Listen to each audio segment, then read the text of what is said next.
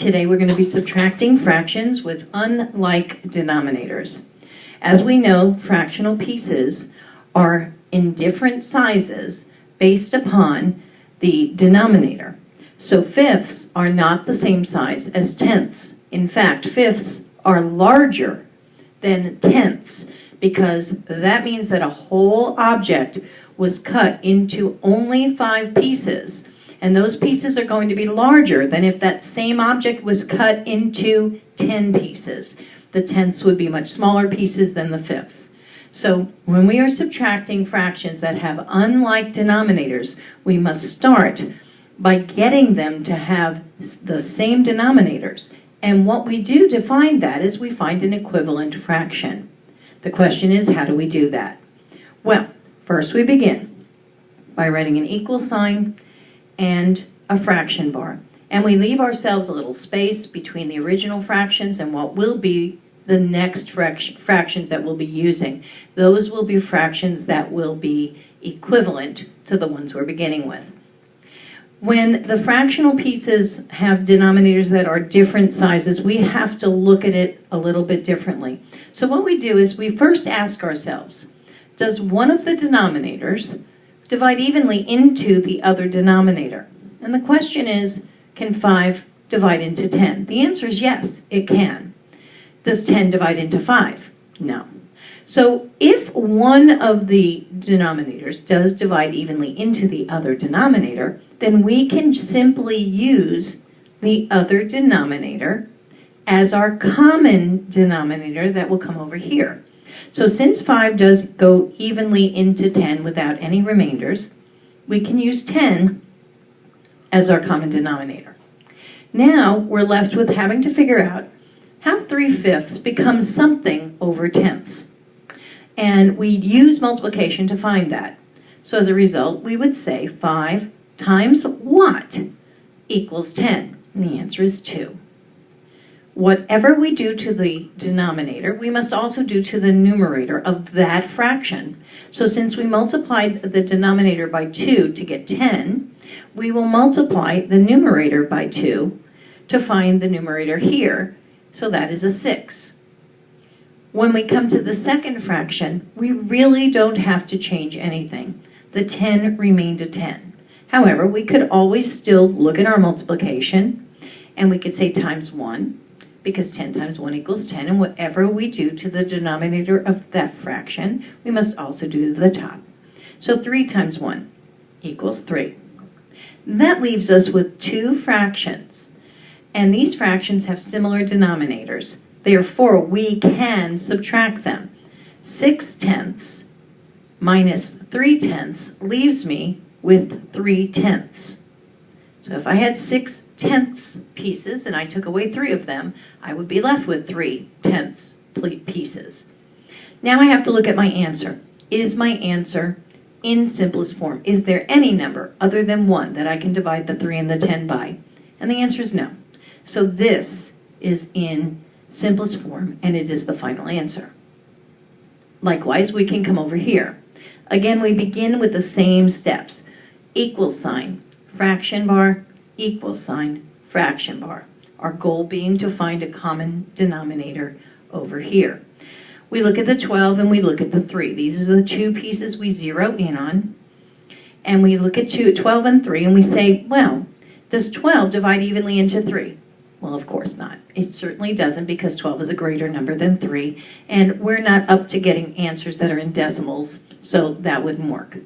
Can 3 divide evenly into 12? And the answer is yes, absolutely it can. Since 3 can divide evenly into 12, we're going to use 12 as our common denominator. So we write our 12 down over there. And again, as you recall from the other problem, the 12 is staying at 12, but we can write times 1 and times 1. We're not changing this fraction from beginning to end. It's staying the same. This fraction, however, 3 became a 12, and we use multiplication to get there. So 3 times what equals 12? The answer is 4. Whatever we do to the denominator of that fraction, we must do to the numerator of that fraction. So 1 times 4 is 4. Now I have two fractions that have the same denominator. Therefore, I can subtract them. 5/12, take away 4 of those 12ths. I am left with 1/12. And because it has a 1 in the numerator, I know that this is already in simplest form. So those two are done. Now we'll follow to the next ones. 1/2 and 1/10. It's funny because we look at 1/2 and we often think that 1/2 means it's a smaller number than 1/10. But in fact, remember, if you have something that is a whole thing and you cut it in half, the half of that thing will be very much bigger than if we had a whole thing and we cut it into 10 equal pieces and we only had one of those. So just because the denominator happens to be smaller doesn't mean the piece is smaller. So once again, we start with our equal sign and our fraction bars. And we're going to look, does 2 divide evenly into 10? And the answer is yes, it does. So because it does, we will use 10 as our common denominator over there. And we're looking at multiplication. How did the 2 become a 10? We multiply it by 5. So 2 times 5 is 10, and 1 times 5, because whatever we do to the bottom of that fraction, we must do at the top of that fraction, and we get 5/10 over there. Over here, we don't even need to do the times 1 or times 1. We just rewrite that fraction because it did not change, because its denominator stayed the same. Of course, if you want to write the times 1 and the times 1, you're welcome to do so. Now when we subtract 5/10, take away 1/10, we end up with 4/10. And then we ask ourselves, is that in simplest form? And the answer now is no, it isn't. It isn't because there is a number that we can divide the numerator and the denominator by that will make this a smaller form of the fraction. It will make it an equivalent fraction that is smaller. And we always want to go for simplest form. And in getting something simpler, it means making it a smaller number, not necessarily a smaller piece. So we're going to divide by a number that we can divide 4 and 10 by. And the only number we can divide those two numbers by that isn't a 1, because 1 doesn't count, doesn't change anything, is the number 2. 4 divided by 2 equals 2, and 10 divided by 2 equals 5. So our final answer in simplest form is going to be 2/5. And so we're done there. If you were to have given me the answer of 4/10, that would not be correct. Then finally, we come to this problem. And this problem, you may notice, has a 4 and a 3. And I'm going to start with my equal sign and my fraction bar. But now I have a little bit of a different problem because the 4 does not divide evenly into the 3, and the 3 does not divide evenly into the 4. So in order to figure this new denominator out, I'm going to count multiples of the greater of the two denominators. So I'm going to choose the 4, and on the side over here, I'm just going to count by 4s. And I'm going to ask myself a question each time I count by 4s. When I count by 4s, I'm going to ask, does 3 divide evenly into that number? So, 4. Does 3 divide evenly into 4? No. So I'll try again. I'll count by 4s. 4, 8. Does 3 divide evenly into 8? The answer is no. So I'll continue. 4, 8, 12. Does 3 divide evenly into 12? And the answer is yes, it does. 3 times 4 is 12. So there you go. That's going to be the number we place here. Remember, I used the greater of the two numbers that are in denominators to count by in order to find my new denominator. Now, 4 times what equals 12? And it's 4 times 3. So whatever I do to the bottom, I do to the top. So 3 times 3 equals 9. 3 times what equals 12? The answer is 4. So 1 times 4 equals 4. Now I'm going to subtract 9/12 minus 4/12, and I end up with 5/12. And I have to ask myself, is there any number that I can divide the numerator and the denominator by in order to make this a simpler form of that fraction? And the answer is no. Only one works, and I can't use one because it won't change the fraction. So this is going to be the final answer. Now, to make it a little bit more understandable, I'd like to show you something with some pictures attached.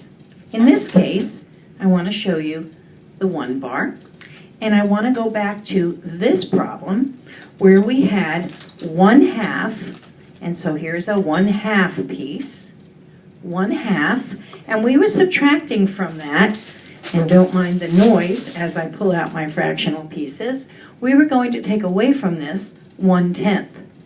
So I'll take away the 1 bar and show you this problem with the fractional pieces. So take a look at that for just a moment.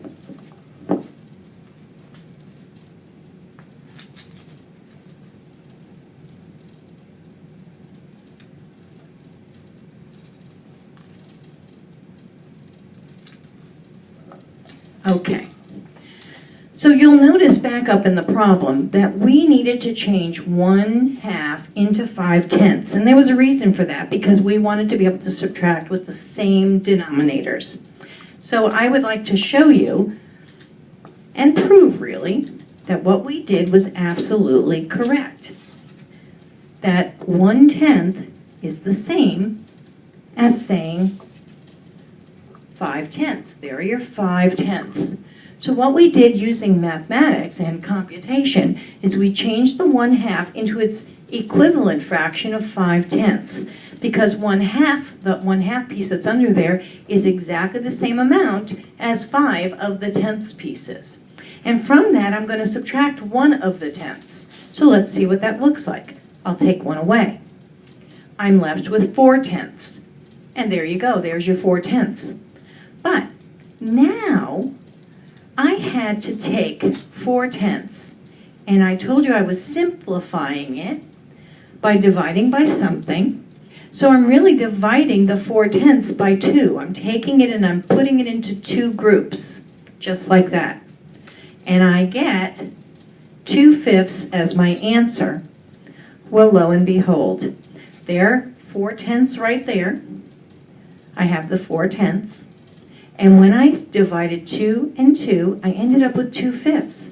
So what I did was I took my original 4/10 that was my answer, divided it into 2 groups by putting 2 over here, 2 over there. And the answer I got was 2/5. Well, look at that.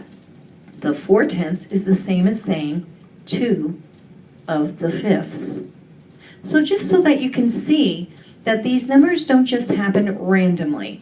They happen because we're changing our fractions into equivalent fractions that mean the same amount but use different size and numbers of pieces to figure that amount out. And once we do that with mathematical steps, we're able to see that it actually comes right back to being the answer that we got using the fraction bars. I hope this helps you with your homework tonight, and I look forward to seeing you tomorrow. Thank you.